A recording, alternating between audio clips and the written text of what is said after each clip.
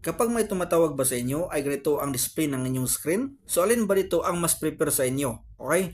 So saan ba ito ang mas madaling gamitin? I-swipe or one tap? Update ngayon mga katropa si Google Dialer.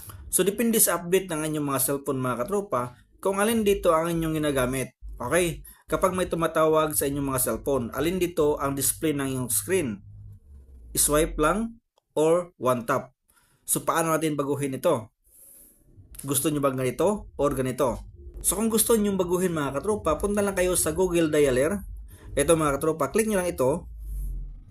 Tapos dito sa taas, may makikita kayong 3 lines. Click nyo lang ito. Tapos i-click itong settings.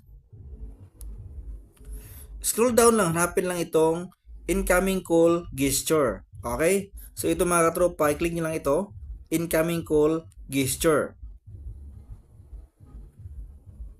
So dito sa taas mga katropa, makikita natin, click natin itong incoming call gesture at pipili tayo dito sa dalawa. Okay?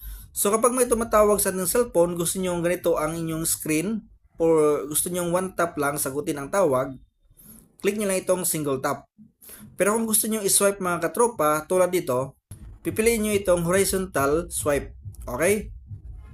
So nakalagay na dito mga katropa kapag may tumatawag or incoming call gesture, horizontal swipe. Okay, so ganito yan mga katropa kapag may tumatawag sa inyo. So kung gusto nyo naman, one tap lang, piliin nyo itong single tap. So kapag may tumatawag sa inyo mga katropa, ganito ang inyong screen. I-tap nyo lang para masagot ang tawag.